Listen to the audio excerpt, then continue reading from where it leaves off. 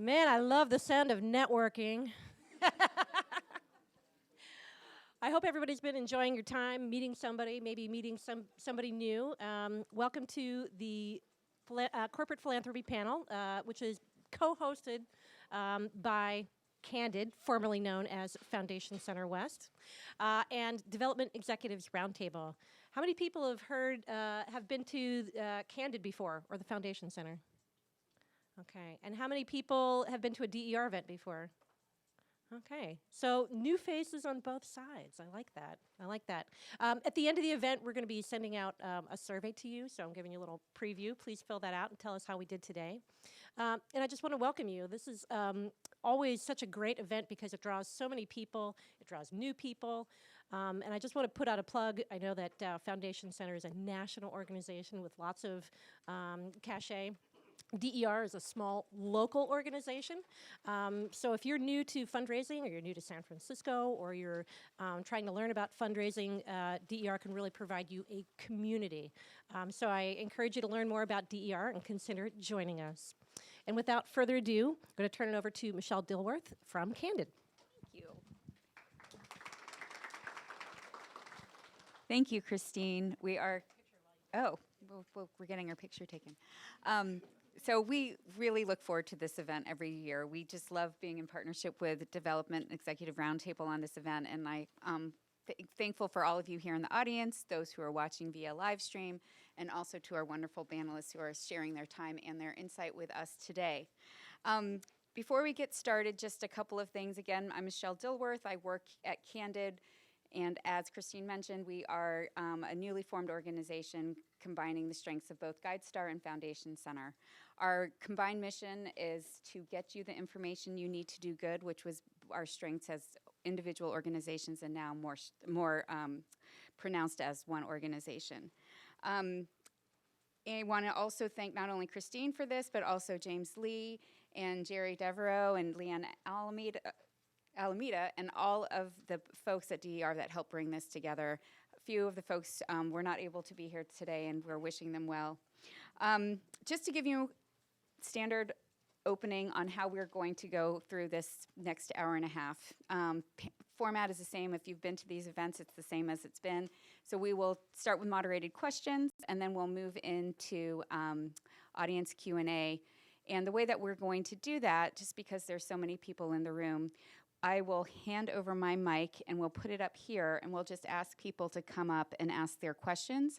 And at the same time, those who are watching via live stream, you can just put your questions into the chat box, and we'll make sure that we get those questions up here and we can ask the panelists on your behalf. So without further ado, I'd love to welcome our panel. We have with us today Victor Cordone, who is with CSAA Insurance Group. And we also have with us Erin from Octa for Good, and then also Amy, who's joining us from DocuSign. Thank you all for being here with us today. I'm going to start with just to let you go a little further into introductions. So the idea, if you could just please say again the name of your organization. It'd be great, I think, just for us all to understand what your organization does, so maybe a couple sentences on what that looks like, how long you've been in business, because I think one thing you'll see is that we have quite a range of organizations and different levels of maturity, which I think will add a little bit more to this conversation on how to approach corporate philanthropy in each of those sections, and then also just how long you have been with the organization. So, Victor, I'll start with you. Sure. All right. Well, good afternoon. Thanks for having me. My name is Victor Cordone. I'm with CSA Insurance Group. I'm the community relations lead there. So I oversee our corporate giving, our employee giving programs, and our pro bono volunteerism. We are a 100-year-old plus insurance company. And so we're headquartered in Walnut Creek. We are domestic only. We have offices all the way out to New Jersey, 3,500 employees. And just a note on CSA Insurance Group, AAA Insurer, which is a very sexy legal name for us. We are part of AAA, the AAA Federation, and so folks who have either worked at national nonprofits might kind of understand the statewide, multi-state, regional model. Kind of the only difference there is that, so there are many AAA entities. We are one of them. We're the only insurance-only AAA entity. So if you are a AAA member, you are managed by a completely different company, and if you're a AAA member, one of your member benefits is that you can buy AAA insurance. Yeah. Great.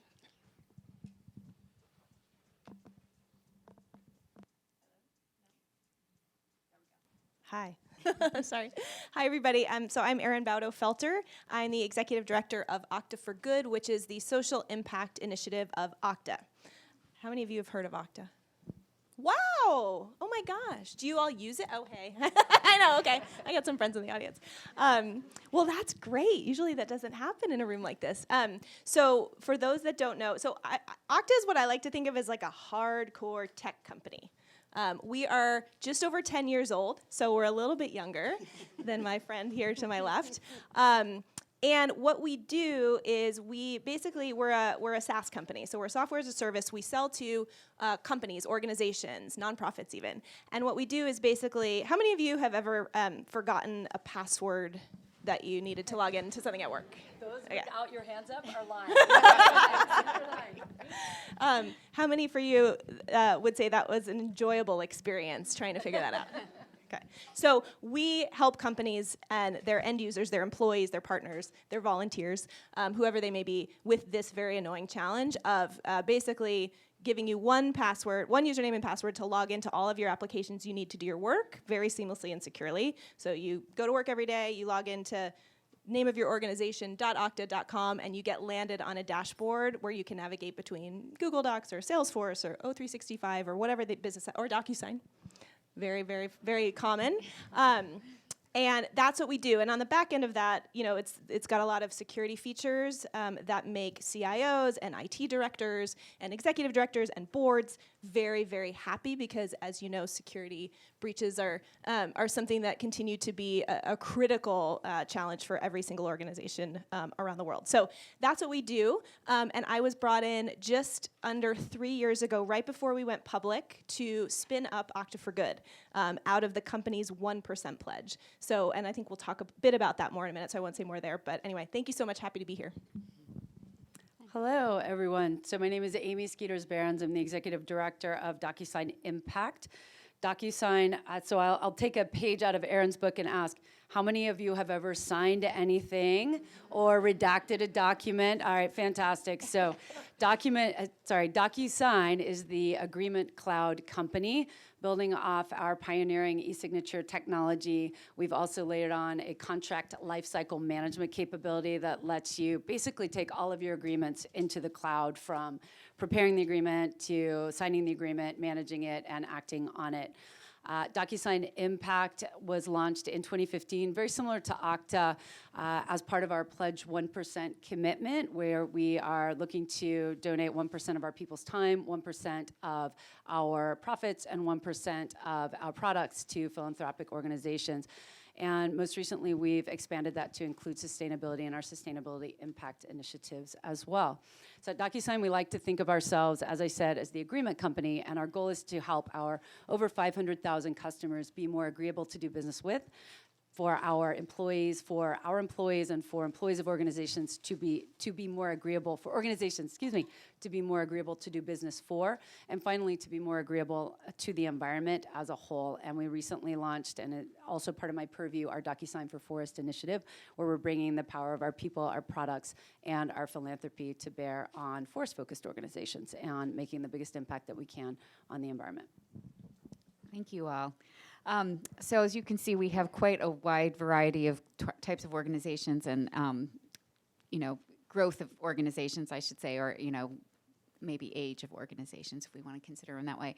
And I'm just wondering if you can all talk about how does your corporate giving structure work within each of your organizations, because I'm sure it's quite different, and we'd love to know. Do you want to start? I would be delighted. So at DocuSign Impact is really organized around the 3 pillars of philanthropy and the resources that we want to bring to bear to make the biggest positive impact on the world, in the same way that we hope our products and our technology makes a tremendous impact on nonprofits' ability to do business and focus more of their precious resources on their missions versus chasing down waivers and signatures and contract management. Our philanthropy is really based on the 1-1-1 model of corporate philanthropy. Was anyone at Dreamforce this week? Do we have any Dreamforce? Yeah, we got a couple Dreamforce folks in the house as well.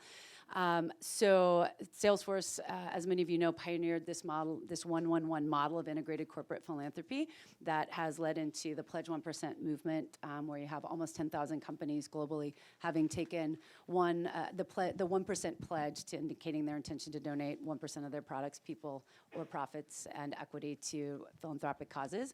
And so ours is really organized around the 1-1-1 model. So when I think back, I joined DocuSign in 2015. When I think back on this, we're in our 5th year of impact, so almost 5 years of our, what I would call our branded impact journey. The company's 20 years old, so certainly we had people, we had products, we had profits before that were in service of communities, but we branded it Impact, DocuSign Impact in 2015. When you think about this 5-year journey that we've been on, year 1 was really focused on concentrating and focusing the energy of our employees to volunteer. So we gave all of our employees 3 volunteer days per year that the company would support. Second year was really focused on the nonprofit community, and we've now, over the years, built up, of those 530,000 customers, about 7,000 of those organizations globally are nonprofit organizations.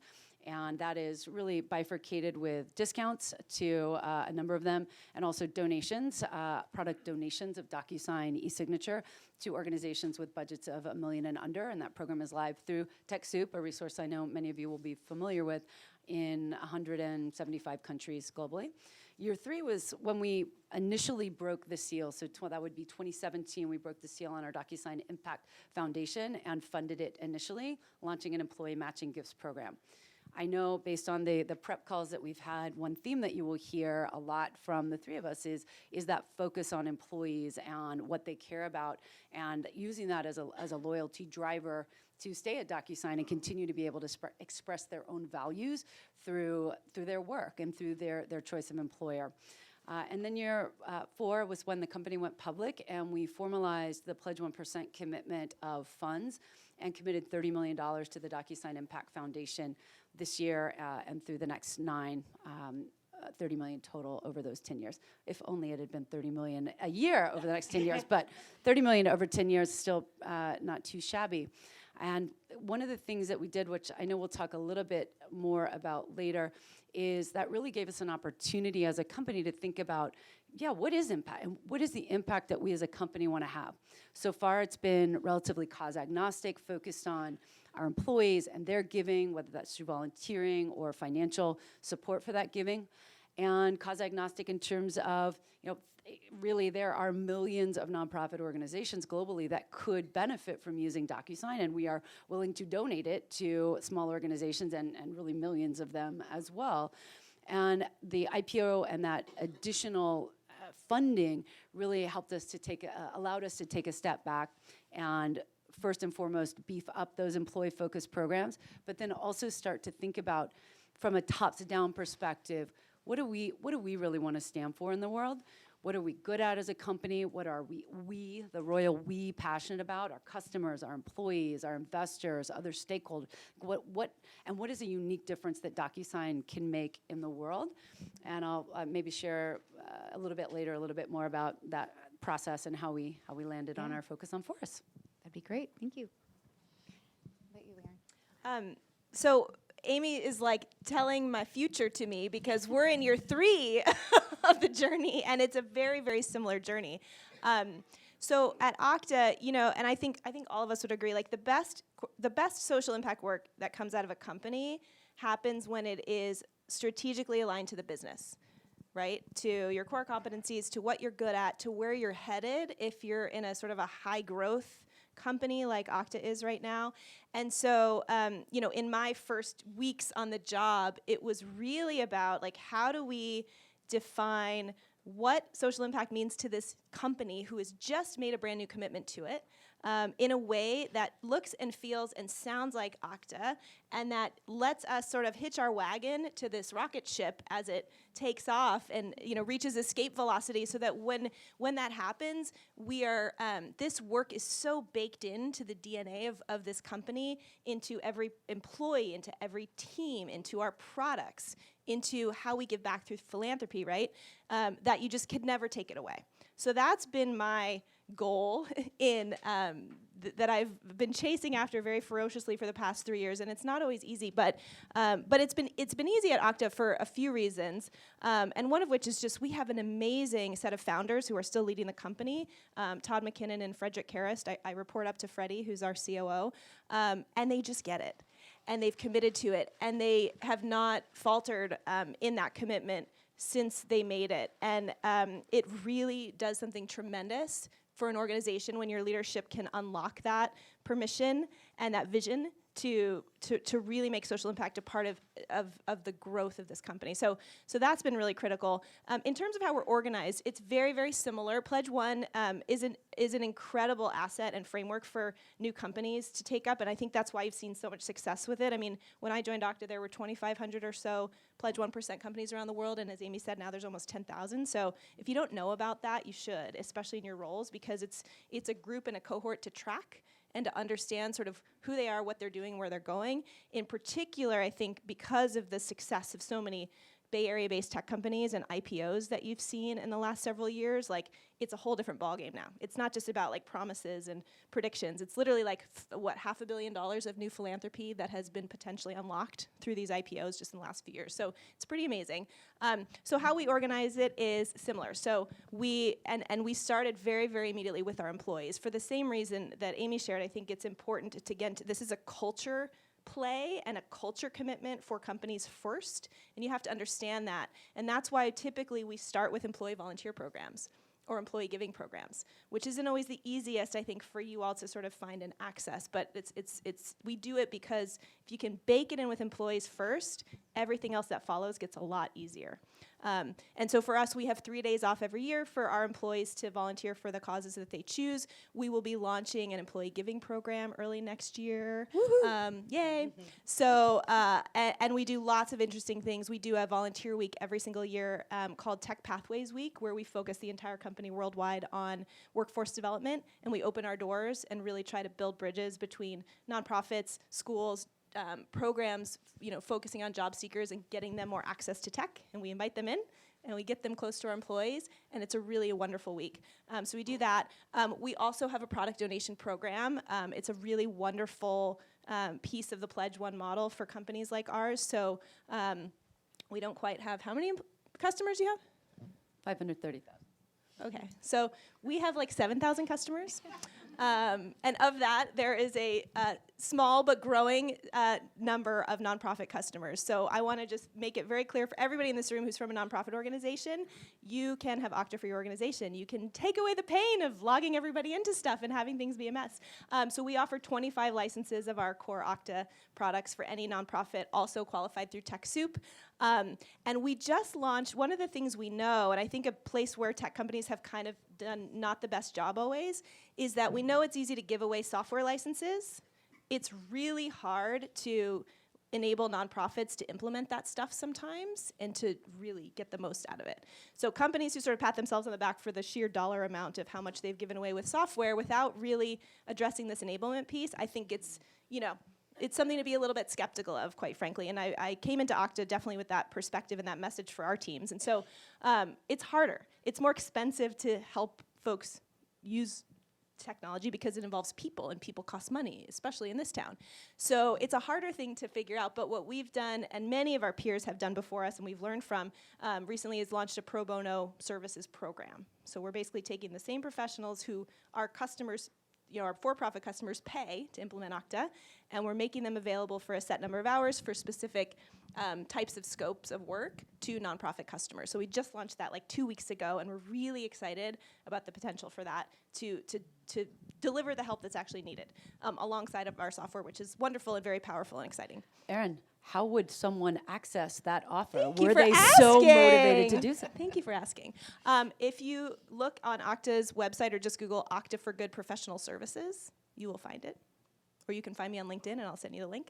And there's basically an application you fill out that gets some basic details of what you need, and then we get you matched up. Thank you for asking. The last piece of what we do, we like DocuSign, had a commitment of equity prior to our IPO. And what's really amazing is when companies go public, they sort of signal to the world through a document called an S1, if you know what that is public, and that basically states their intention to go public. And it's a very formal document, and it's millions of pages long.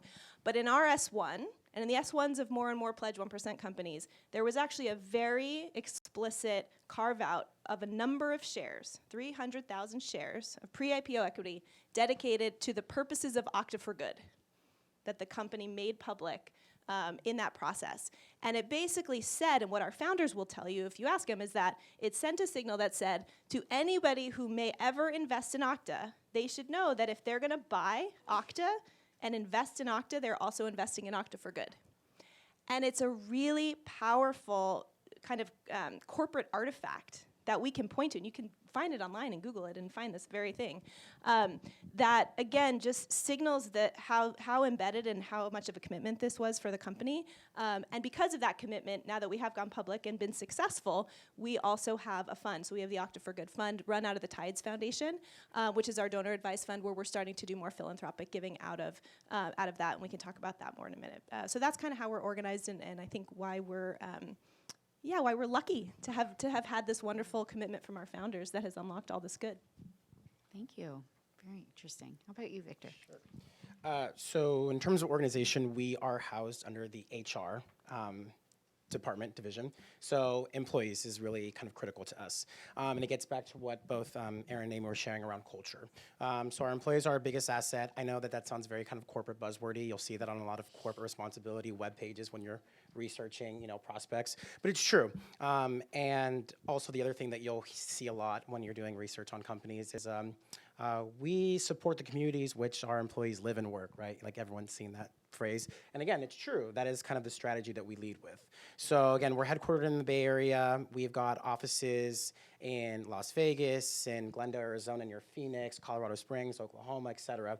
And so that really is kind of the strategy when we're thinking about some of our nonprofit relationships and where we kind of strategically invest in nonprofits. So when you look at kind of like our portfolio as a whole, we've got in our charitable contributions, and we're not a very large grant maker, but we've got, our volunteerism efforts. So organizations that we do enterprise-wide volunteerism with, and then like community-specific volunteerism. Then we've got our employee giving programs, matching gifts, Dollars for Doers, which are kind of employee awards that recognize and reward you for volunteering. So we've got those. We've got a growing and ever-evolving diversity grant-making portfolio, which is also focused on our inclusion groups. It's focused on talent acquisition. It's focused on just community impact in organizations that serve diverse and inclusive communities. So that is kind of like the very significant driver of our strategy. And then, of course, as an insurance company, we're really looking at disaster response, but also the whole disaster cycle, preparedness, long-term recovery, which I think is really important, often gets kind of left behind. Although I did come from the Red Cross, so the disaster world is kind of my jam. But that's kind of like the way that we're organized. And so I think, coming in, so I joined CSA a little over 3 years ago to lead employee giving programs, and I've recently now I'm leading the whole corporate program as well as the employee giving programs. And so again, for us, we think about that culture differentiator, we're not a sexy tech company, we get that. We're also in Walnut Creek, we're not in San Francisco or Oakland, where a lot of people live in the Bay Area, for example. So we really need to find a way to differentiate what is so special about coming to our culture. And I think one thing that we do have is last year, and we're on track to do the same this year, we had 100% employee participation in our volunteerism programs. And that is not voluntoldism at all. We have... Can you say that again? Yeah, 100% participation. Yeah, thank you. It's really exciting. I mean, last year we had over 600 volunteer events, and that's everything from the finance team is going to do a town hall meeting from 9 to noon, then they'll have lunch, and then they'll break out into 5 different groups, and someone will go to Glide, and someone will go to the food bank, and some will go to XYZ organization. So, or our inclusion groups, our employee resource groups and diversity councils, they also champion different nonprofits as well. So there's so many ways to activate individual employees, teams of employees to go and support. I think one thing I will say is, you were talking about, and I know this from my fundraising time, is that, sometimes your organization is not the food bank done in a day, come in and touch the mission because, you need volunteers who are ongoing, who are trained to do the service delivery. Sometimes you're doing casework or client work, and it just isn't appropriate to have, it's more disruptive to have a corporate group of employees who are just gonna come and they aren't your bread and butter every day. So I think one thing that I've been really pushing is, nonprofits as thought leaders in the area where you do program and service delivery. So so an inclusion group wants to do, a good example that we've done is, our Latino employee resource group wanted to talk about immigration. So we partnered with a nonprofit that was serving immigrants, and it's kind of like hear from the organization themselves on like the program and service delivery that they're doing. It's eye-opening for our employees, it's educational,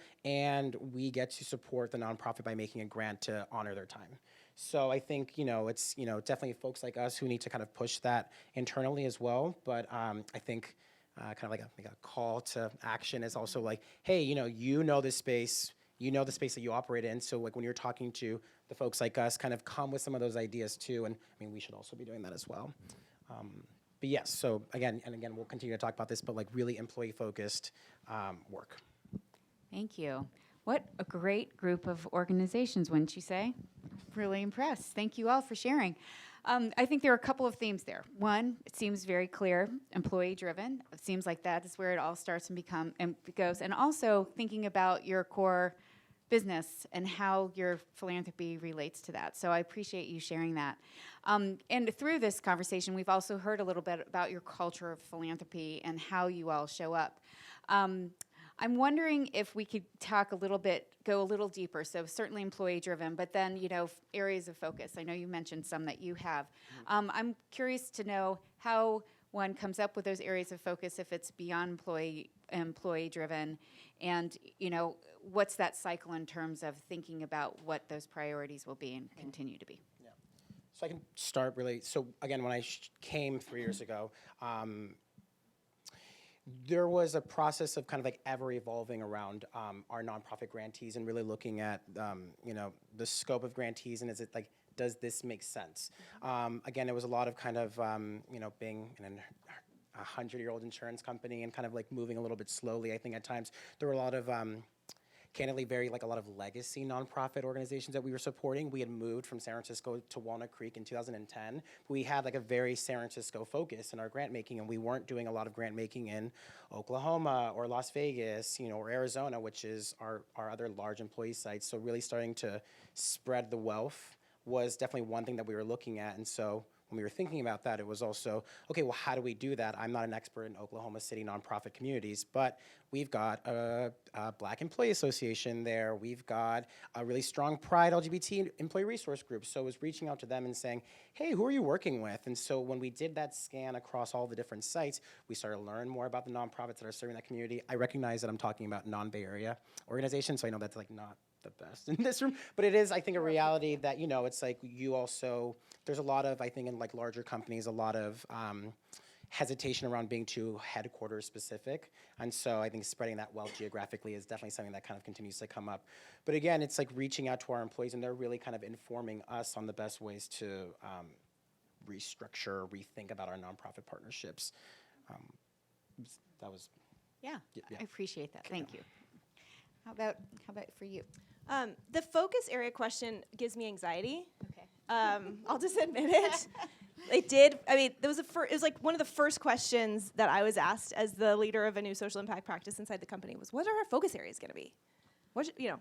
As if it was like, we got to have them right now, first day you walk in the door. And I think that we have developed them over time, but it takes developing them over time. Unless it's really clear kind of the match between what your company does and what's needed out in the world.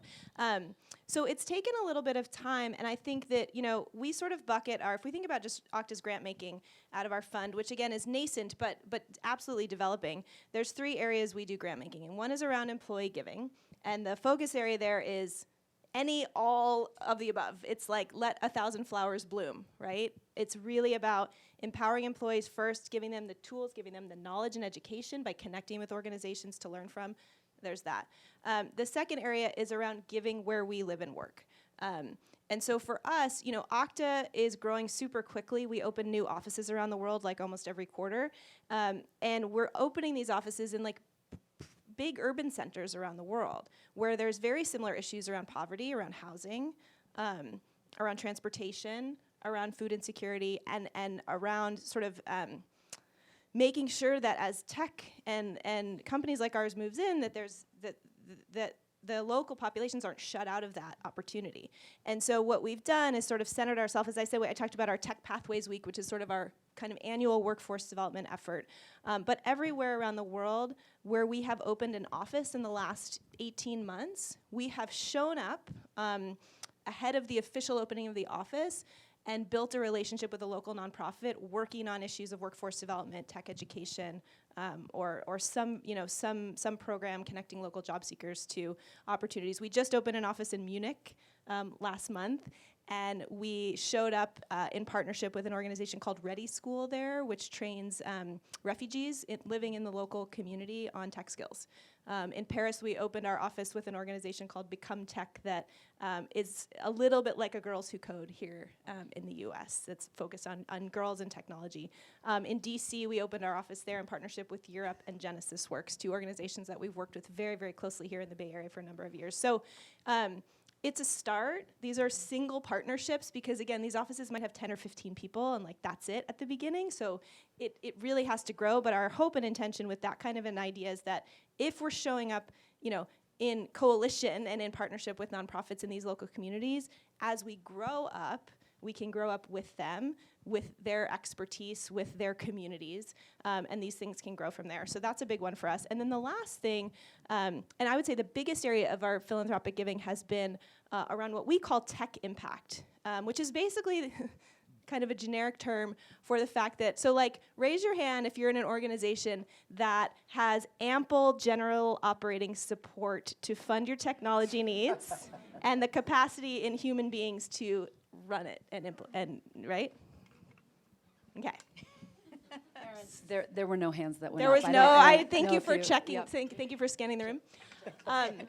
So, oh my God, this is what our company does. Like, we help organizations move to the cloud, become more secure, become more efficient, like clean up old legacy messes of technology and like modernize themselves so that they can focus on what they're actually good at, which is not usually passwords and resets, right? And we've kind of found this amazing problem that nobody talks about really in the nonprofit sector, which is like there is a huge gap in the capacity for the sector to leverage that same technology and be as powerful as their missions demand them to be, and as we in the communities you're serving demand you to be. And so a huge area of focus, which is not a focus area per se in a vertical sense, but very much a horizontal for us, increasingly is on this issue of building tech capacity for the sector and doing it via our philanthropy, as well as with our technology. So if you use Okta, great, we'll help you with Okta on this issue. But we also want to use our philanthropy dollars to really start to address this and raise the visibility of this issue at a sector-wide level. And so we've done things like come on as a founding partner of the Center for the Digital Nonprofit, which is an initiative out of NetHope, if you're familiar with that organization, really helping to move very large NGOs up the sort of digital capacity spectrum and then surface and share that knowledge back down to the rest of the sector. We also have invested in a project with TechSoup to basically create a nonprofit digital assessment tool so that nonprofits can go in, answer some questions about where they're at with respect to technology and process and people, and then get sort of a diagnostic and get a recipe for sort of what you do next, right? So it's these cross-sector-wide partnerships we're really, really interested in investing in. And if anybody can raise awareness and bang the drum on solving a really unsexy problem, it's my company, because that's how we've made our entire business, out of solving unsexy problems. So we're not scared by that. So we're very passionate about that, as you can tell. Thank you. Quick question for you, Erin, just Yes. with respect to when you joined Okta, had you already gone public? Were you about to go public? Had the commitment, the S1, was it public? Did everybody know that there were going to be these shares to fund Okta for Good yet? No, but 2 weeks into my job there is when we filed to go public and the S1 came about. Got it. So I knew something was coming, but I actually didn't even know that commitment was going to be made until it was.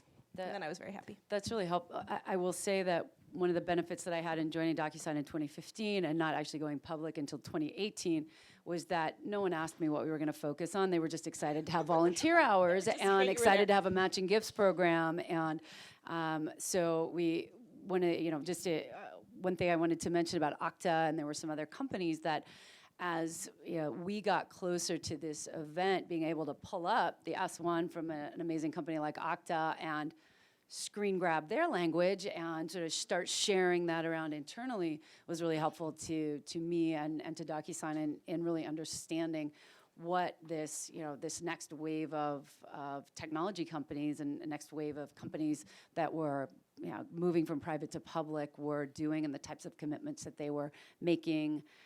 And how they were activating their Pledge 1% commitment was really helpful to me. So I just wanted to call that out, and also gave me a fair amount of air cover where a lot of people said, so, we have this great organization. I said, well, I have people and I have products. I have no profit. I have no direct philanthropy yet. So it gave me a little bit of time to figure that out.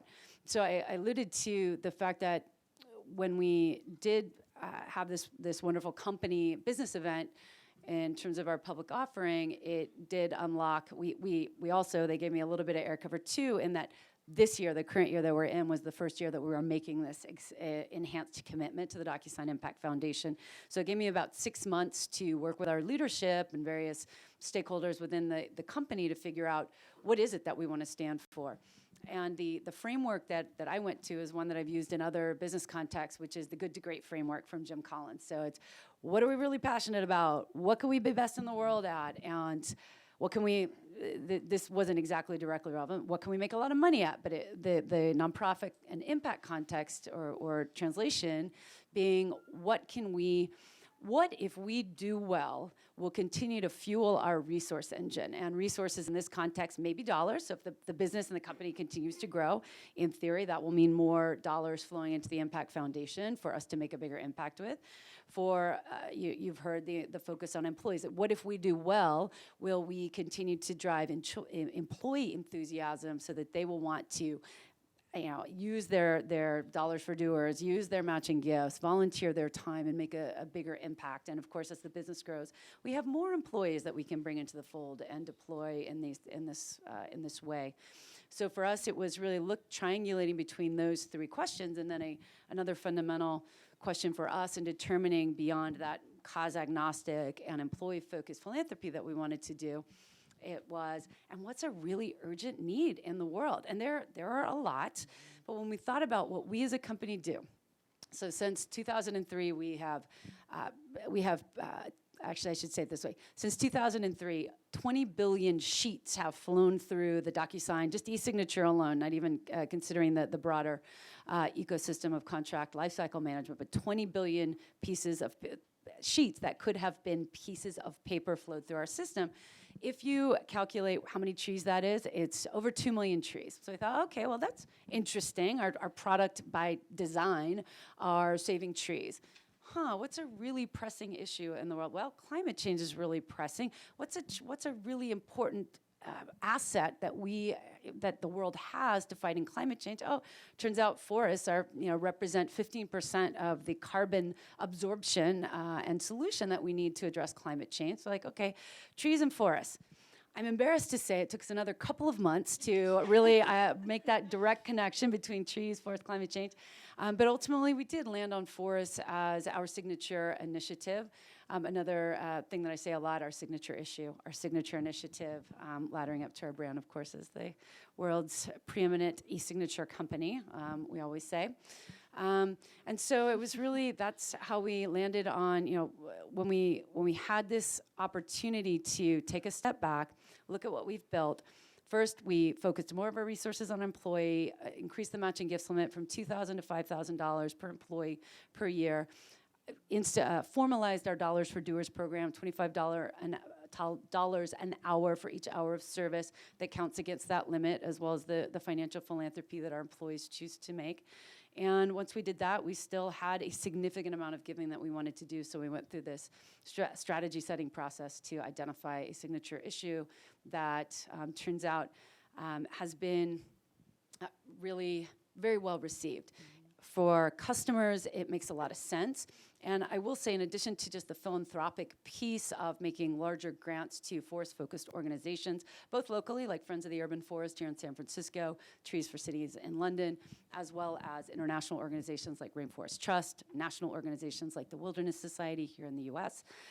We have thought about our impact on forest across all three of our pillars of impact. So the philanthropic profits piece, our employees, but also our products. So not just resting on our laurels with the fact that, by design, our products save paper, which comes from trees, which helps to protect forests, but embedding in our core e-signature product a paper impact calculator so that you, as a DocuSign customer, can go into your DocuSign account and see how much paper your account has saved, how much wood that is, how much water that represents, how much carbon that is, and how much waste has been averted by all of those sheets flowing through the DocuSign platform not having been paper. And so it really was this 360 view on how the company could bring its various resources to bear, not just a standalone philanthropic exercise, but philanthropic through our core product, and how do we bring what we fundamentally do to bear on this challenge, as well as then bringing our employees to bear. And what I will say is that our employees, since we launched it, have organically started forming green teams, which is quite common in some companies. We didn't have them, but they're like, oh yeah, we're in on forest, well, we're gonna start green teams and we're gonna go plant trees. We have also, it has helped accelerate a process of doing our own carbon footprinting analysis within DocuSign to make sure that not only are we saying, here's what you can do, here's what we're doing, and we're gonna be carbon neutral in 2 years, and this is what it's gonna look like. So it's been really an exercise that, while starting from pure philanthropy, has been driven throughout the whole company. Can I just add something I think might be important for what Amy said for the audience? You were saying that, at the very beginning, you had people stuff and you had product. And it was like, we didn't have philanthropy yet, so couldn't really talk about it.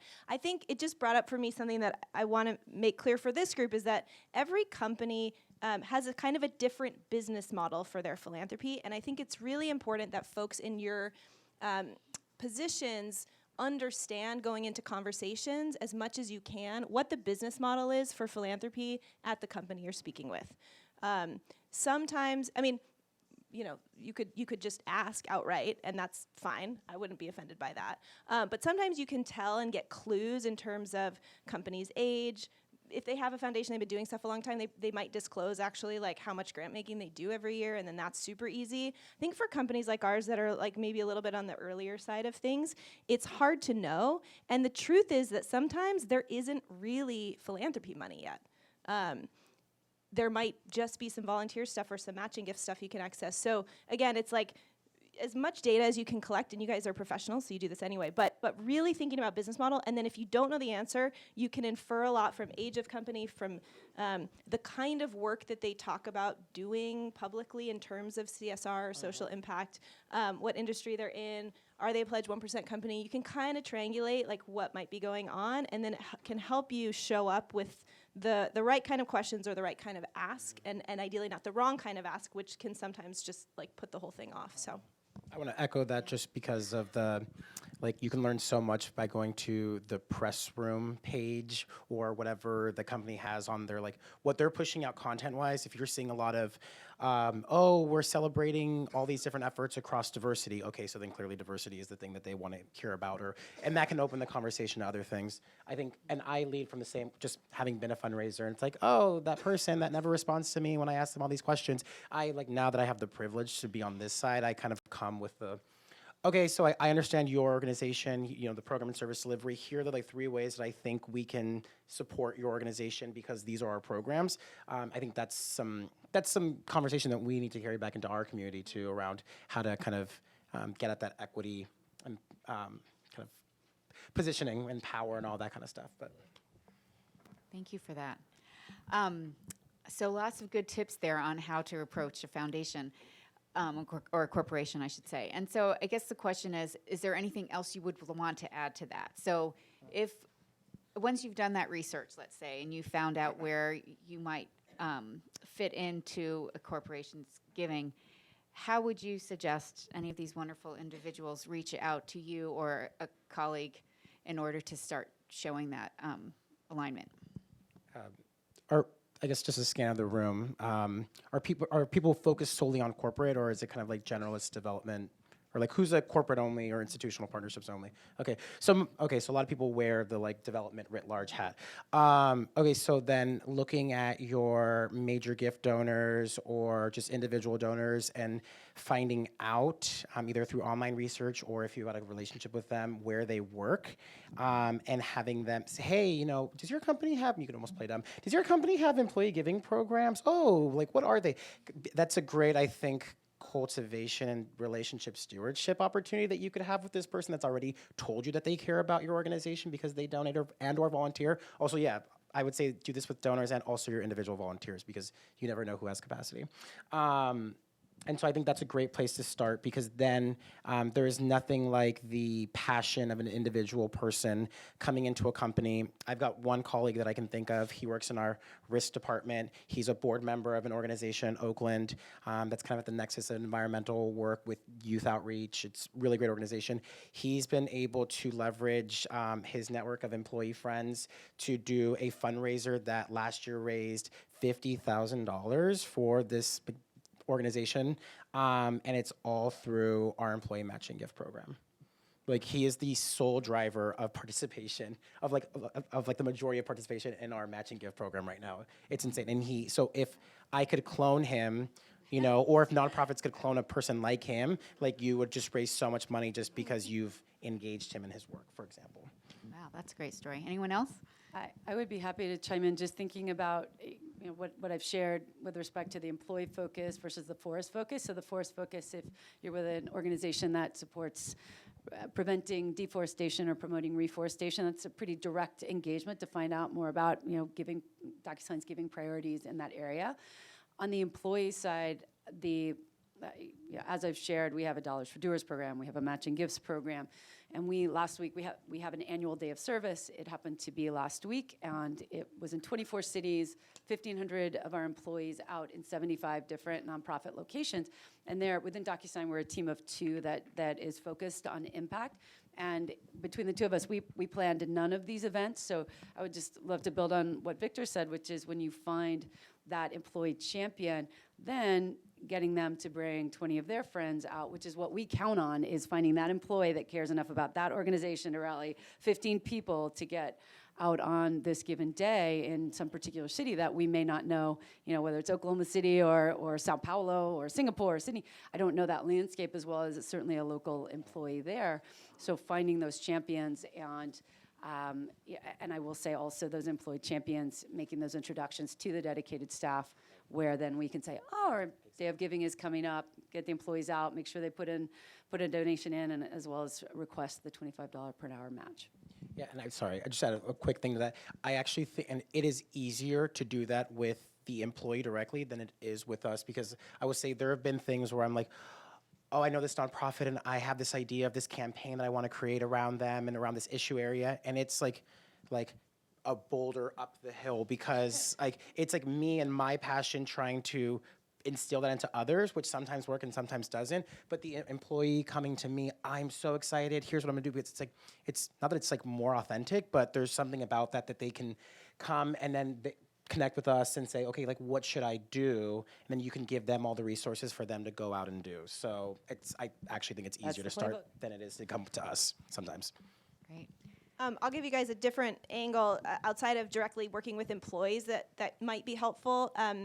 I think that if you already work with corporate partners where you have really good relationships, that's a place to leverage and get those folks to work for you by getting them to share with their peers what you guys are doing together. So this may not work as much for bigger companies where stuff is more established. I'm not sure, but I know for sure in the sort of Pledge One ecosystem, I mean, Amy and I are we're like, what's the word? We're like godmothers in this. Yeah, we're the we're gray like hairs. We're the old gray ladies. hairs. I don't That's know. what we are. We're like now coaching, sort of newer, cooler, more startup-y companies than ours. I don't want to not be new and cool, You Aaron. I'm know, just not new and cool anymore.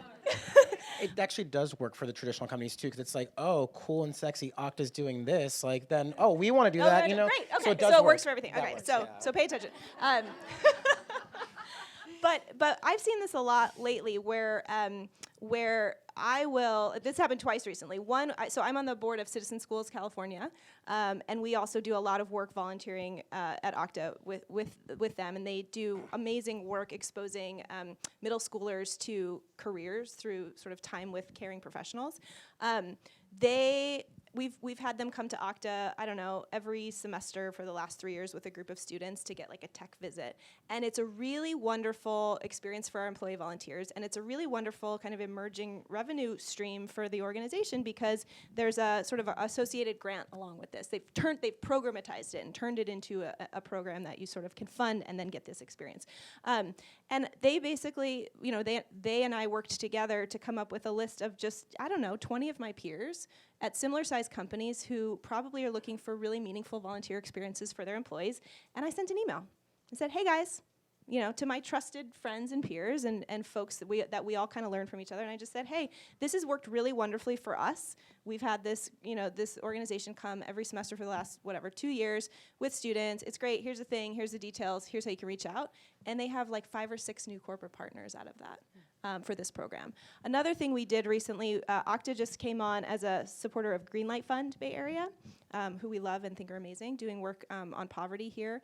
And we just invited, I don't know, maybe 8 or 9 other companies to come over, like people in our roles, over lunch to come hear from the Greenlight founder and executive director about the work. No ask, nothing big, but it's the kind of stuff you probably ask your board members to do. I guess I'm just encouraging you to think about doing it very specifically with the people in our jobs and asking us to do it to the other people who have our jobs at the other companies that we know. I think it's a really good way in that's trusted, but that's a little bit more strategic than sort of the grassroots bottoms-up employee stuff, which is also super great. But I think the two together can be really powerful. Erin, was it your CEO or COO at the Family House? CEO. CEO was at the Family House, right, Karen? Yeah, all right, there's our friends from Family House right back there. So that's also really great when you can make those connections as well and bring the rest of the organization in. Yeah, our CEO, Todd McKinnon, has been a longtime supporter of Family House and was formerly on the board. And so that's like the dream, right? You have your CEO personally involved with an organization you build a relationship with. So that's been wonderful. And I think just a good model that it can and should come from everywhere in the organization, these relationships. Great. I do want to open it up for questions for everyone. So if you all want to start thinking about your questions and maybe line up here, and then those watching via live stream, go ahead and chat some questions into the box there, and we'll get those questions too. But I'll have one more question to get us started, and then once we have a nice hefty line behind, we'll start bringing everyone else in. No pressure. No nice pressure at all. hefty line over at the podium. I assume there will be. There usually is. But if not, I can keep asking questions. I know there's so much to talk about. So just, we talked a little bit about some of these partnerships, and you've given some examples. I'm wondering if you could share yet just one more example on a partnership with a nonprofit, and let's say locally here, since I know most everyone here is from the Bay Area, and then those watching via live stream, I'm sure most of them are from the Bay Area too. Just the idea of if you can share with us a great way that you've interacted with a nonprofit here locally. I'd love to hear about it. I will kick things off fresh for this week. So given our focus on forest and also our desire to marry that with our employee interest wherever we can, we have partnered very heavily with Friends of the Urban Forest in San Francisco. And we kicked that off earlier this year, right after we launched DocuSign for Forests, with an employee volunteer event when we had all of our salespeople from around the world in town for our big global sales kickoff. Then a couple of months later, we actually had our first customer event at our customer conference where we invited them to go out and plant trees around San Francisco. It was very popular. And then they were just this last week staffing the DocuSign for Forest booth with me at at Dreamforce. So helping to really, while I was telling that, we're supporting Rainforest Trust and forests are so important. They're a huge carbon sink, huge part of how we're going to reverse climate change. And they were saying, yes, and we're doing it right here on the ground. So it was really powerful to 1-2 punch, 1-2 combo with me from the corporation as well as the member, their program director, talking about not just the importance of forests globally, but the importance of forests right here in our own backyard, and encouraging people to text to give and support them. And we, of course, were matching that. Wonderful. Thank you. I actually highlight our partnership with Family House since they're sitting here, and I've been reminded. So my second week on the job, our CEO connected me with Alexandra, who's the CEO of Family House, and said, "Let's figure out how we can work together with Family House." And I was like, "Okay, let's definitely do it." We are a 2,000 person company today that will probably add over 1,000 people, 1,000 new employees next year, just for context for Okta. So one of the big challenges and opportunities we have is making sure every single one of those new people gets indoctrinated in the best way possible into our culture of giving back. And it's really freaking hard to keep up when you're growing that fast and to keep that message and that experience consistent. So one of the ways that we've tried to do it is we launched this late last year, is basically a new hire volunteering program. So every new hire, when they come for orientation at Okta's headquarters, now goes to volunteer on their beginning of their second day of work at Family House. And it's been a tremendous gift to us. First of all, Family House is a wonderful organization doing incredible work for children and for families here and from around California. And it's a mission that I always say, no matter who you are and where you come from, you can't not feel something when you walk into that place and you see how they care in such a beautiful way for these families. And so it's something that's really easy, without a lot of context, to sort of bring our employees into and to showcase to them and have that experience really cement what Okta is about on their second day of work. And because it works for Family House and it's help they actually need, I hope, still, we're delivering a valuable service that actually is helping them to do what they do. And so it's been a really beautiful partnership where we are leveraging that relationship to continue to instill this in our culture.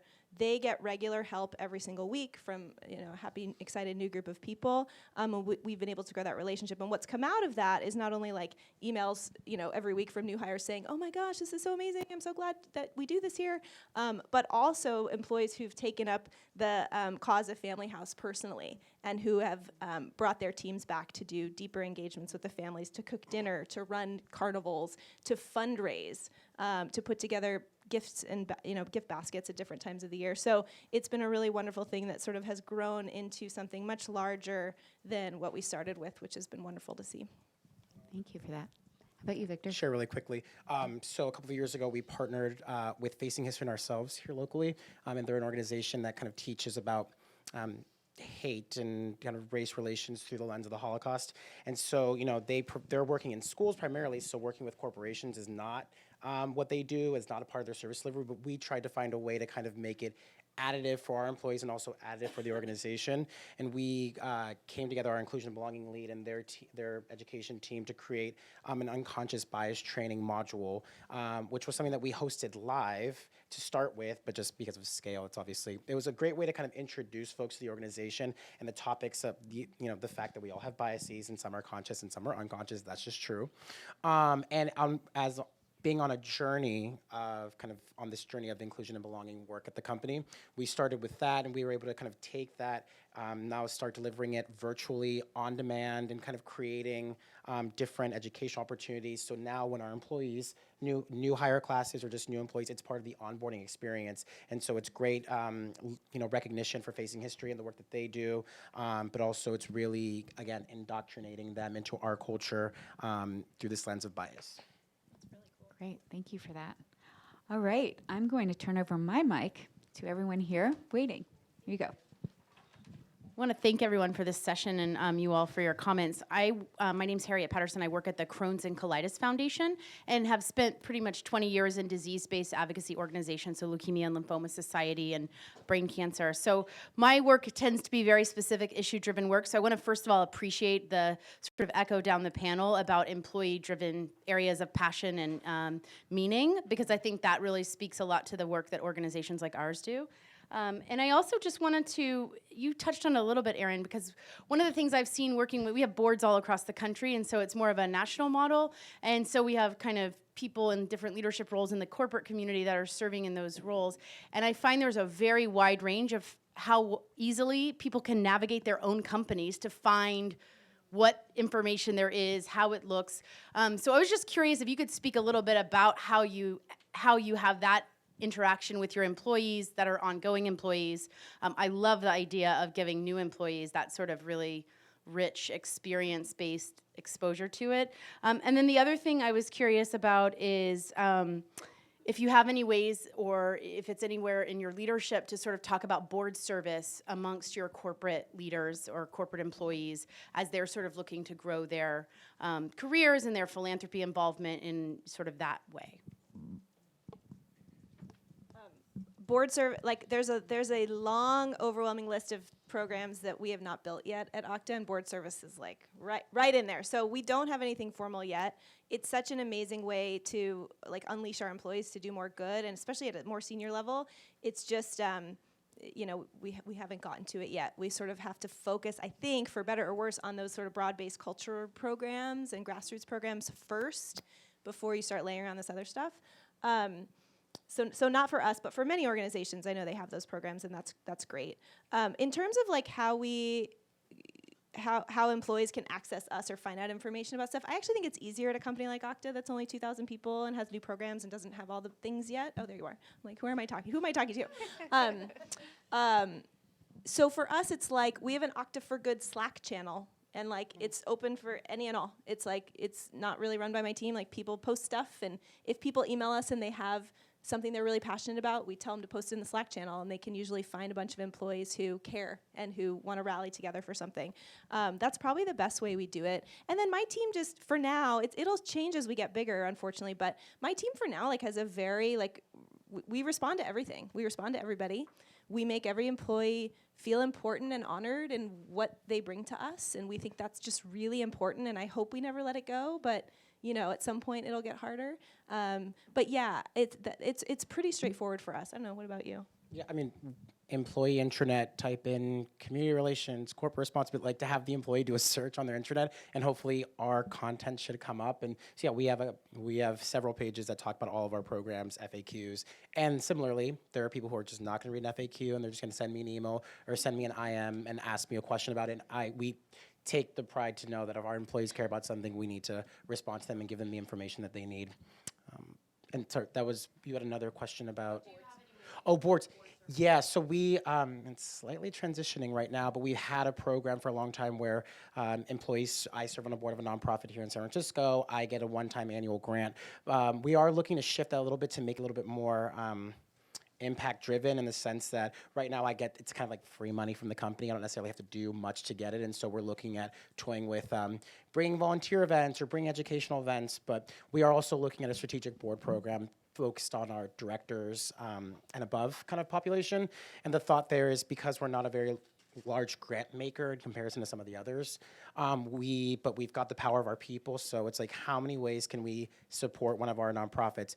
Volunteerism, pro bono volunteerism, a grant, a board member, bringing them in for an educational, so that's the sphere that we're looking at to go deeper with our existing partners.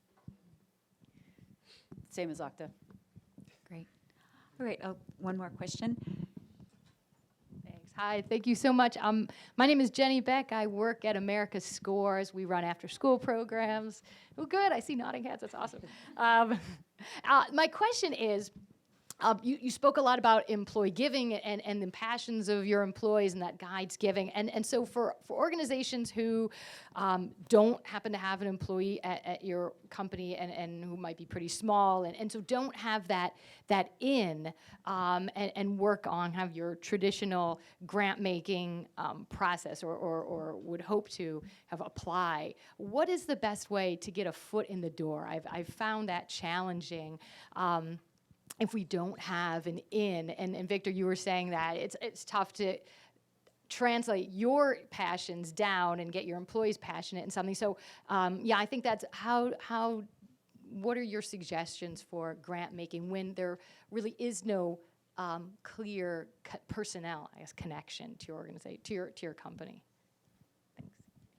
Yep. I think it was what Aaron shared earlier, which was if you've got a corporate partner already and you've got like a really great relationship, and then kind of talking to them and saying like, is there a way to share what we've done together to inspire? I can tell you 5 nonprofits that I've started are actively partnering with right now, or I've started a conversation with them because I heard about them partnering with another company. So I think that's a great opportunity if you've got that. And certainly in my role, and the other person that manages our employee engagement at DocuSign around philanthropy and impact would be a volunteer opportunity. So how do you then go from that not having someone directly related to having someone directly related? And that is something that we need on an ongoing basis, are good quality volunteer opportunities with with an important cause. And I would say, especially for what you all do, like not our company, but many companies do a volunteer week. So like speaking that very exact language to companies, especially when you have a relationship, to say like, if you have a volunteer week or a week of service or a day of service, like I know all the problems with it, but right, it's a way in, it's a way to start. And so if you can say like, we have this exact type of project or event that fits really well in days of service or weeks of service, and here's how it worked with XYZ company, it just might like cut to the chase and make that easier. Great. I'm going to share a question from the live stream audience that is getting a little bit further into this. And that is really about what is your ideal employee engagement activity? If you can explain one that you've done. And then I think also just for the different types of organizations that might be in the room, you know, when you're thinking about it, like what is the minimum size of employee engagement activity? I mean, depending on what size and capacity an organization has, I think that'd be good to know as well. Well, we certainly in our week of service last week had events that were as small as 3, 4, 5 people going out to, an Ocean Beach cleanup here in San Francisco, many, many more. And it's hard to answer that ideal because for some employees, they really just want to go pick up cigarette butts on Ocean Beach and then grab a beer with their colleagues and call it a day and take some selfies with a ranger, that comes out from the Parks Conservancy, and they're great. That is ideal. And we got some money to the Parks Conservancy. Fantastic, and picked up some refuse. For others, they really want to bring their skills to bear.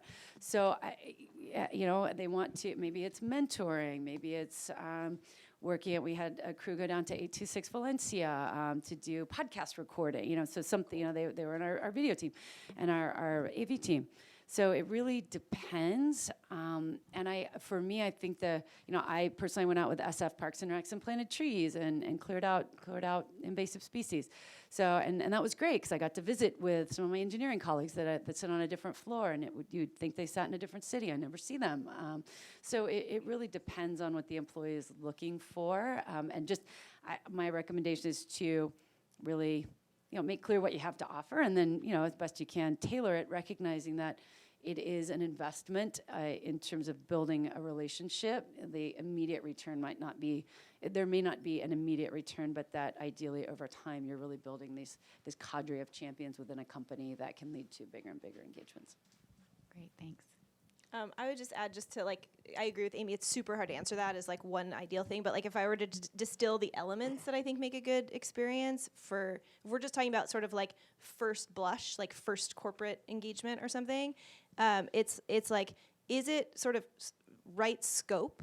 So like a couple of hours, like easy to access the experience.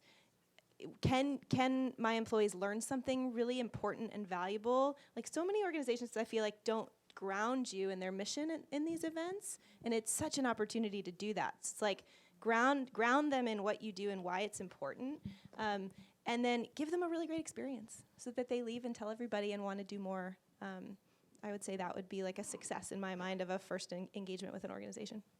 And keep them busy and keep them moving. Use them.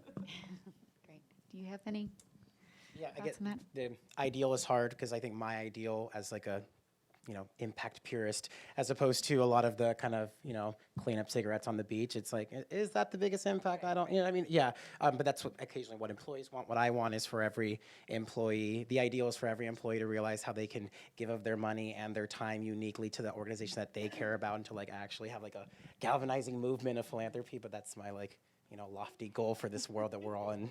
But I think it's hard because, again, it was the question that we talked about earlier, which is, how many of you have the done-in-a-day volunteer events, right? Like, not a lot of organizations do. So it's really hard to marry those two. So I think, again, the ideal is actually just like hitting on the individual change maker and their passion. Great. Okay, thank you. That was actually my question. Oh, okay. All right. Well, here we are. Hi, I'm Mary Kelly, and I'm with Mercy Housing. And we focus on using housing and place-based services to really break the cycle of poverty. And we have thousands of young people living in our communities who are ready and eager to figure out what they're going to do with their lives. And oftentimes our resident services folks will ask me, what about, it's great, it would be great to get a corporate grant, but what about some internships? What about job training? So how would we access that, or even get you folks interested in that? Well, I will echo, hi Mary, it's been a while, nice to see you. I will echo what Erin said, which is there are certain partners that we at DocuSign work with. I hear them across other tech companies, certainly Genesis Works, Year Up. We work with JVS, Just Vocational Services in San Francisco as well, and we bring interns and apprentices in through those programs. Washington Technical Industry Association in our largest office in Seattle. And for typically, because those roles are sitting elsewhere in the business, for us, most of them are either in our security operations or IT. A lot of them are. They certainly, as a practitioner of philanthropy, looking to create value within the organization, not just get the reputation that I'm just trying to give a lot of things away, and everybody else working so hard. It's really important that it not be onerous for these hiring managers, and that it be something that's able to be systematized, and that the organization, frankly, has expertise doing. So my recommendation, just based on what little you said and what I know of Mercy's mission, would be to find, how can you funnel them into some of these organizations that have the existing relationships, that are, have seen the good, the bad, and the ugly, and know how to position these young people and mid-level career folks for success. Agreed. Okay. Because we're amenable, and they're great. I tell you what, my best story, that we had a young woman through Genesis Works a few years ago, and the entire global IT team was off, some offsite somewhere, and I tell you what, she was responsible for the IT ticketing system that day with some Europe interns. It had never worked that well. I mean, they were fast, they were on it, man. They got all of our tickets cleared out, and we didn't let our IT team forget that when they came back. They're great. This is how it should work. Yeah. And I love, if any of you are watching, I love all of you. You're all awesome. Thanks. So there's one more question from the live stream audience, and if there are any other folks who want to ask questions, please feel free to come up. Otherwise, I definitely have more too. I just want to acknowledge this question, and the question is, how do you approach private companies if you don't know if they have a giving program? I know we talked about employees as the way in, but certainly there are foundation elements, et cetera. Can you share with us, how would one find that information usually? I would say website, but I don't know if there's, For a private company. Yes, for a private company. Yeah. So Certainly FDO, but then others, if they aren't reporting, I wonder if you can share. Yeah, I mean, we are a private company, so we don't have shareholders, stockholders, whatever. But I mean, we have a robust community relations program that we've run, and we advertise it on, on social, through press releases. So you can find on the San Francisco Business Times Corporate Philanthropy Awards. So that's a great resource because. Over 100 companies get listed on that, some private, some public. So I think that's a great resource. Socials are really Socials, good one, though, 'cause yeah. that's a quick way that, even smaller things that we do, we Yep. may not be worthy of a press blog release, post or yeah. press release, but we'll push it out through Twitter, Facebook. Exactly. Great. All right, thank you. And then again, we have one more question over here. Hi, my name is Amy. I'm with Save the Bay, and we offer corporate volunteer days that a lot of teams come out and help us out with habitat restoration, but we do charge a donation for that. And I was just curious if that's a model that any of your teams use.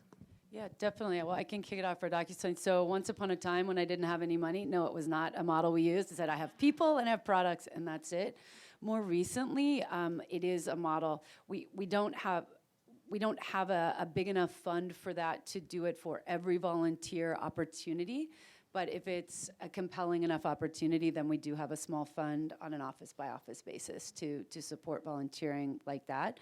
And sometimes what we will do, since we're just a little more mature in terms of the employee programs than some, and we have the $25 per hour of service, I will sort of calculate back the envelope, and the nonprofit will take me at my word that if the employees don't put in their time for it to come out of their own balances, that I will backfill the gap. Great, thank you. I think this is really important. It's work that we all need to do inside of our companies to try and set a new expectation of, there's still just a lot of expectation, I think, from team leads and managers and execs that we're helping, we're sending people, it's all good. Why would we give a grant? So that's something we've been working really hard on, my team in Okta, just to set the expectation, this stuff costs money. It costs resources, it costs time to give us this great experience, right? And so what we've been doing in sort of the pre-philanthropy dollars funding this stuff every time world is we've been getting teams to pay for it. We say, look, guys, you want to do a volunteer event for your team offsite? We think that's wonderful, but take some of the money that you would have spent on a happy hour or on a dinner and make a grant to this organization who you're working with. And so it takes some work, but I think that you all should absolutely come to us with that expectation first, and then you can sort of figure out what you need to do. If you really want the partnership or whatever, you can wiggle around, but that is, I want to give permission to this group to say that's okay and you should, and it's not a you problem, it's an us problem, and we just need to do the work to change that narrative. So that's my 2 cents. I agree. And can I add one? This would be my pro tip, is the executive administrative assistants are the folks to really build a good relationship with, because they usually have the corporate purchasing card and they just know how to get things done. So that's my pro tip. We'll do so much, and then you guys can take it home with our lovely executive administrative assistants. I will offer a different side of the coin to what Erin said, which was, so we've moved away a lot from Habitat for Humanity. We just can't do them anymore because we have a very limited budget and we just can't afford to do that all the time. So the only kind of grant making that we do where it's we have large enterprise-wide volunteer events where it's going to touch every single one of our site locations, and so we'll kind of pay for those, if you will. But if a local organization was oh, it's $5,000 to bring a group out, we wouldn't engage in that way. What we would do is, we go to the food bank 10 times a year, and so they are just 100% in our grantee portfolio because they take in so many of our employees. So that grant annually is not on a volunteer by volunteer basis. It's just we are doing this on an annual commitment because we recognize that, you've got volunteer team leads that are taking time out of their lives to take our employees in. I think a lot of companies don't do that, but we definitely pride ourselves in doing that with a good amount of the organizations where we volunteer a lot. I appreciate that plug to let people know that they should at least come with the ask, question. Come with the ask and where that responsibility should lie. So thank you for that. Hi, thank you. I'm Kathy Sterling with Meals on Wheels. Thank you, everybody. It's been really great. My question's a little bit different in sort of the aspect that I think you all talked about, how important to have a leadership moment talking about the core of the mission of the organization. Having another past life worked for an organization that was very core mission driven, I know how impactful that is. After volunteering, I guess my question is, after you do any of the small volunteering or large volunteering, is there a place for your employees to come back, talk about that? You can share that. I've seen some things in the little time I've been doing this kind of work, but there isn't really an impactful piece because there's so much information. I think everybody knows that volunteers can equal donors. So I know from a large organization, that's one thing, but I truly believe on the grass level, sometimes if they have a great educational moment, volunteering, that's a great base, but I don't know how the aspect is after they come back. What does it look like? What do you guys do? What's the best way to get that information back from an organization? That made sense. We're thinking about this right now because one of our priorities is to have more of our employees know about our matching gifts program. Again, we have 100% participation in volunteerism, but not in the matching gift side, and we feel like that's money left on the table if we go into nonprofits.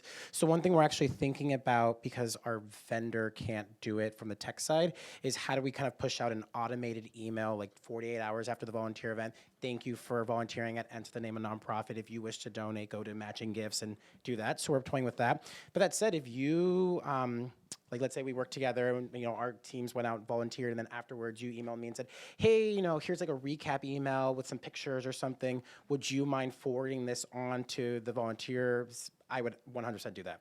And so then I could even do the plug-in myself saying, if you had a great time, make sure to remember. So if that's something that you have bandwidth to do, I'm sure no one would say no to passing it on to people who already opted into your organization. For DocuSign, we'll do, just using last week's event as an example, a recap email, because it's a once a year, it's an annual event that we really want to celebrate, and we encourage these 75 different employees that led one event to, we give them a one-pager on social media. Please post this picture, post a picture, here's the caption, here are the brand guidelines, tag us, tag the nonprofit so that we can amplify it that way beyond just within the company.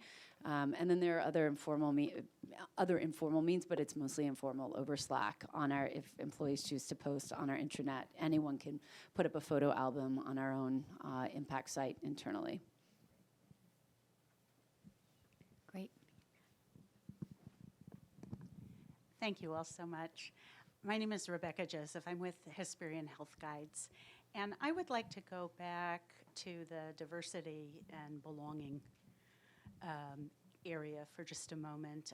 I'm very interested in how in each of your companies you are integrating your diversity and belonging efforts with your corporate philanthropy, and also the extent to which when you are looking at nonprofit partners, you're also looking at how that is happening in those organizations. I'm happy to start and just share that when I joined DocuSign in 2015, I also served as our first director of diversity and inclusion, and so they were really part and parcel of how we set up our diversity, inclusion, and belonging function. And when we have now multiple dedicated people to this field within this area within DocuSign, but with respect to the ERG playbook that I wrote 3 years ago, it's still the same playbook where that the impact is one of the 3 pillars of our employee resource groups, and one of the best ways that they can, and are encouraged to build community around the particular group, whether that's LGBT, veterans, people of color, and so on, women. So. Yeah, I think for us it's similar. We have a pretty nascent diversity and inclusion practice at our company. It's definitely been a part of what we've done and talked about and thought about for a long time, but we now have a person and a real practice around this. But we've had employee resource groups or ERGs for years, and so one of the best ways, I think, in particular if you think just take a lens on workforce development for a sec, because I think this brings it to life for us. When we have Tech Pathways Week and we open our doors and we invite all of these students and job seekers into Okta, it's really important that they see people that look and feel like them and that have come from the same place that they've come from. And without intention, it may not be that who they naturally ran into in the hallways would sort of serve that. And so what we've been able to do is in that week, in that very focused initiative, partner with our ERG groups to really be the hosts and the volunteers and the participants who are like carrying the torch and leading those events around the world, so that who those students or who those job seekers encounter, like there's really a deeper connection that happens. And by the way, it's wonderful for those folks too, right? Who are working above and beyond their day jobs to try and create more of a culture of inclusion and to bring folks in and to develop that within the company and like going way above and beyond. And so I think it gives back doubly to those employees to really see and understand that they're a part of something that is quite frankly, trying to change the way this company looks in the future. And it's really powerful. So that's just one way for us that we do it. There's a lot more work that needs to be done. I would not say we take a DEI lens on our grant making yet. Part of it's that we're sort of working a lot in this tech space, like I said, which is like a few levels removed from on the ground impact. But in fact, it's interesting because it's not like that conversation is irrelevant there either. I was just at a conference earlier this week in Miami. It was the technology leaders of the largest foundations in the country, and there was an enormous amount of conversation on diversity and inclusion and equity in that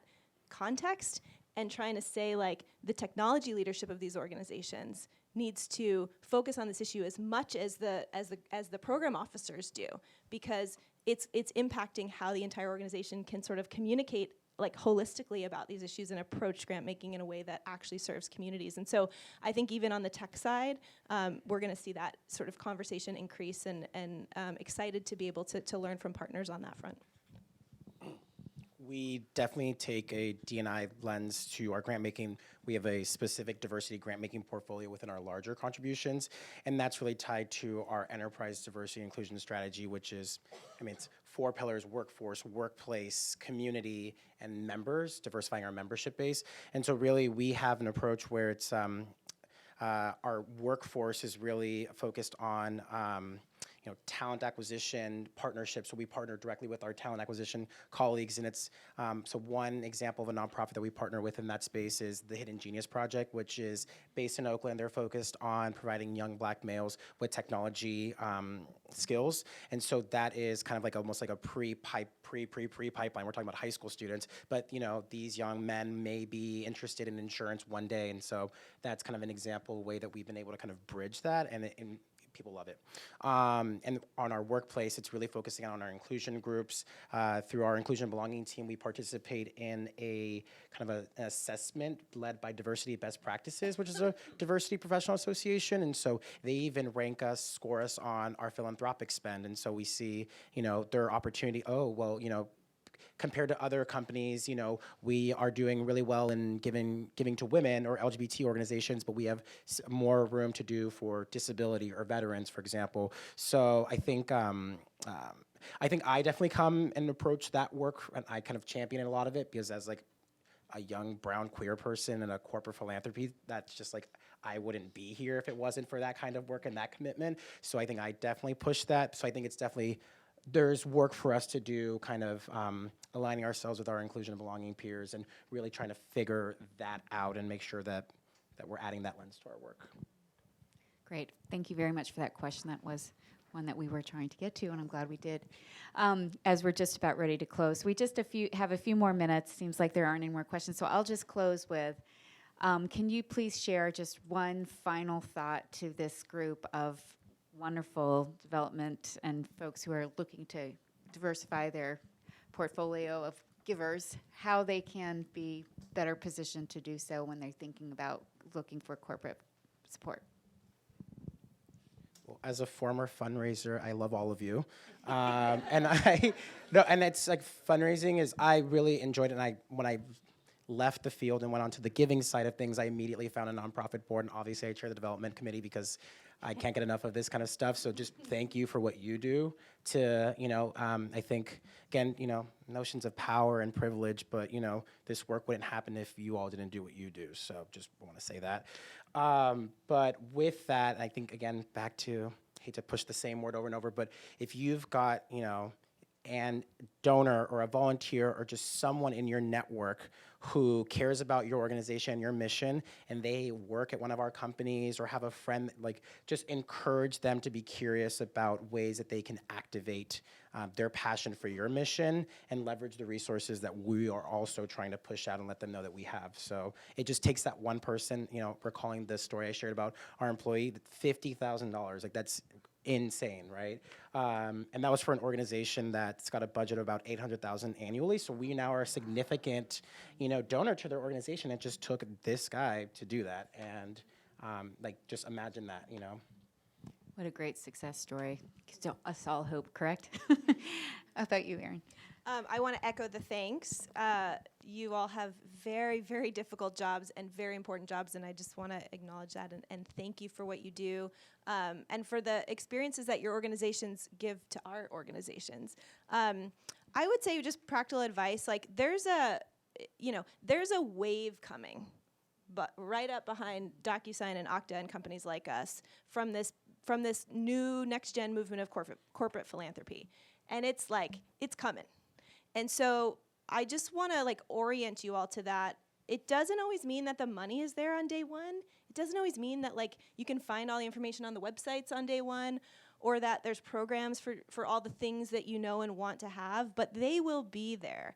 And so I think that the most important thing you guys can do to position yourselves to capitalize on that wave and get your organizations embedded into it so that they can rise with it is to build relationships now. And to do it in some of the ways that we've talked about, and be flexible on your expectations, right? Go into conversations from a place of curiosity and from a place of partnership and collaboration. And I'll tell you something, the people in the jobs in these emerging companies are coming at this from the same place because they don't have all the answers either. You know, they are looking to learn from you as much as you're hoping to learn from them. So I would say just sort of approach these conversations with that mentality. And I think that you'll be able to build some really important relationships that will unlock a lot of good things in the future.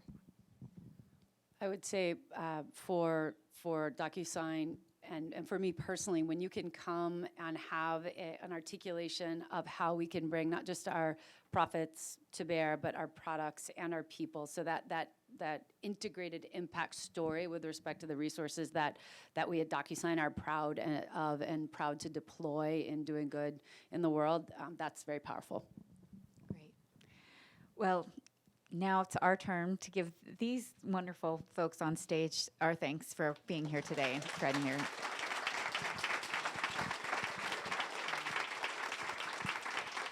So that is it. Thank you to everyone on the live stream. And if I had a gavel, I'd be like Commonwealth Club and get it down.